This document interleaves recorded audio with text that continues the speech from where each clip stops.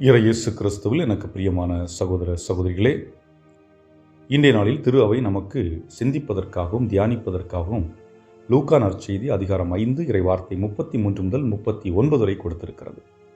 இந்த நற்செய்தி பகுதியினுடைய சுருக்கம் என்னவென்று பார்க்கின்ற பொழுது, யோவானின் சீடர்கள் நோன்பு இருக்கின்றார்கள். ஆனால் இயேசுவின் சீடர்கள் நோன்பு இருப்பதில்லை. ஆகவே அவர்கள் இயேசுவிடம் கேட்கின்றார்கள், ஏன் உமது சீடர்கள் நோன்பு இருப்பதில்லை?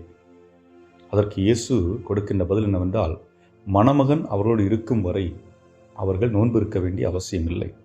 அது மகிழ்ச்சியின் காலம்.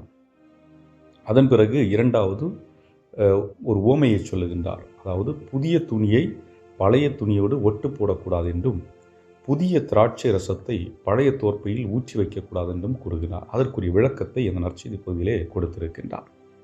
இப்பொழுது இதை மையப்படுத்திய சிந்தனையை நாம் சிந்திப்போம். நோன்பு. இன்றைய காலகட்டத்தில் நோன்பு எதற்காக இருக்கின்றோம்? நாம் கேட்பதை இறைவன் நமக்கு கொடுக்க வேண்டும் என்பதற்காக, நம்முடைய தேவைகளுக்காக நாம் நோன்பு இருக்கின்றோம். அல்லது நம்முடைய குடும்பத்திலே நோய் நொடிகள், பிரச்சனைகள் ஏதாவது சூழ்ந்து இருக்கின்ற பொழுது அந்த பிரச்சனைகளிலிருந்து நாம் விடுபட வேண்டும் என்றும், நம்மை அண்டி இருக்கின்ற அனைத்து நோய்களிலிருந்தும் நாம் விடுபட வேண்டும் என்றும், மற்ற தொல்லைகளிலிருந்து விடுபட வேண்டும் என்றும் நாம் எதிர்பார்த்து நோன்பு இருப்பது வழக்கம். அதுபோன்று நம்முடைய குடும்பத்திலே கடவுள் நம்பிக்கை இல்லாமல் இருப்பார்கள், தவறுகளை தொடர்ந்து செய்து கொண்டிருப்பார்கள். அவர்கள் மனம் திரும்ப வேண்டும், மன்னிப்பு பெற வேண்டும், அவர்கள் சரியான பாதையில் செல்ல வேண்டும் என்பதற்காக நோன்பு இருப்பது வழக்கம்.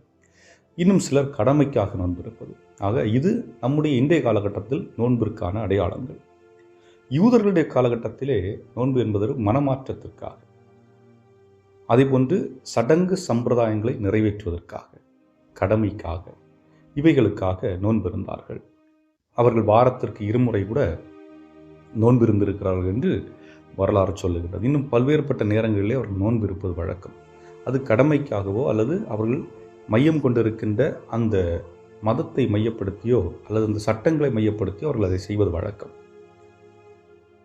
இப்பொழுது இதை இயேசு வித்தியாசமாக மாற்றுகிறார். இயேசு நோன்பு வேண்டாம் என்று சொல்லவில்லை, நீங்கள் இறைவனோடு இருக்கும் பொழுது வேண்டாம் என்று சொல்லுகின்றார். காரணம், இறைவனோடு இருப்பது என்பது மகிழ்ச்சியின் காலம்.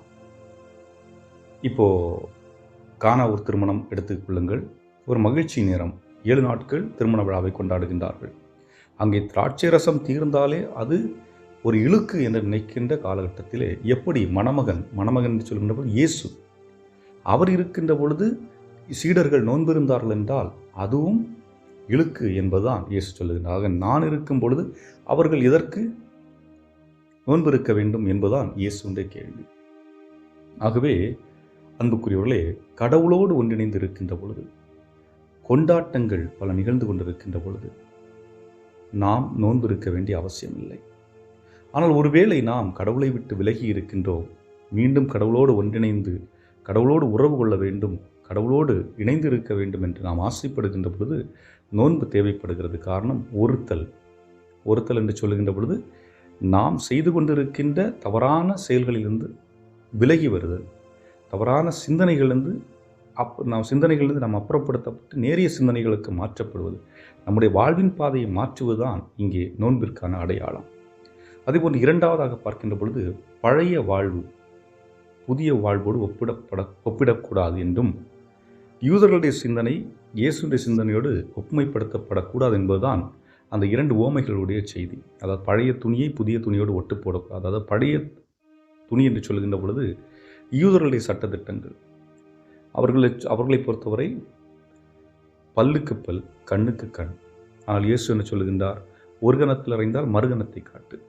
அங்கே ஆயுதமேந்தி போர்ச்சை, இங்கே அன்பினால் அனைத்தையும் ஆள கற்றுக்கொள், விவேகமாக நடந்து கொள் என்பது போன்றுதான் இயேசுடைய செயலாக இருக்கின்றது. இயேசுவை கைது செய்கின்ற பொழுது பேதுரு வாளை எடுத்து காவலாளியினுடைய காதை வெட்டுகின்ற பொழுது இயேசு சொல்லுகின்றார், வாளை உரையில் போடு, வாளெடுப்பவன் வாளால் மடிவான் என்று. ஆகவே ஆயுதம் வேண்டாம், அகிம்சை போதும் என்ற நிலைப்பாட்டை இயேசு கொண்டிருப்பதை பார்க்க முடிகின்றது. ஆக சிந்தனைகள் மாறுபட்டதாக இருக்கின்றது. அதே போன்று ஒவ்வொன்றிலுமே யூதர்களுடைய சிந்தனைகள் இயேசுடைய சிந்தனைகளை ஒப்பிட்டு பார்க்க முடியவில்லை. ஆகவே தான் அவர் சொல்லுகின்றார், புதிய துணியோடு பழைய துணியை ஒட்டு போட முடியாது என்று. அதேபோன்று ஒரு சிலர் பழைய வாழ்வை விட்டு வர மறுப்பது, இருமாப்புடன் இருப்பது. அந்த இருமாப்பு என்று சொல்வதும் சரி, இது கம்ஃபர்ட் ஜோன். எனக்கு இது சொகுசாக இருக்குது, தன்னை பற்றிய மட்டும் அக்கறை. அவர்கள் மற்றதோடு இணைய மாட்டார்கள். அப்படிப்பட்ட சூழலும் அங்கு பிரச்சனை இருப்பதை பார்க்க முடியாது. ஆகவே அன்புக்குரியவர்களே, நம்மை பற்றி ஆராய்ந்து பார்ப்போம். நான் எப்படி இருக்கின்றேன்? ஆண்டவர் இயேசு கிறிஸ்து வார்த்தையின் வாயிலாக பல்வேறுபட்ட கருத்துக்களை ஒவ்வொரு நாளும் நம்ம கொடுத்து கொண்டிருக்கின்றார். என்னுடைய வாழ்வுக்கு எது தேவையோ அவற்றை நான் எடுத்து அதனை உள்வாங்கி தியானித்து வாழ்வதற்கு உரிய ஆற்றலை இறைவனம் கேட்போம். என்றும் வாழும் இல்லாமல் இறைவா, உம்முடைய அன்பினையும் அரவணைப்பினையும் எனக்கு தொடர்ந்து தந்து என்னுடைய குடும்பத்தையும் என்னை நிறைவாக காத்தள்ளவும், என்னை சூழ்ந்திருக்கின்ற ஒவ்வொரு மக்களையும் உம்முடைய அன்பின் கரங்களால் தொட்டு குணப்படுத்தவும் இந்த நேரத்தில் வேண்டுகின்றேன். நீங்கள் ஆண்டவராய் கிறிஸ்து வழியாகவே மன்றாடுகின்றோம். ஆமென்.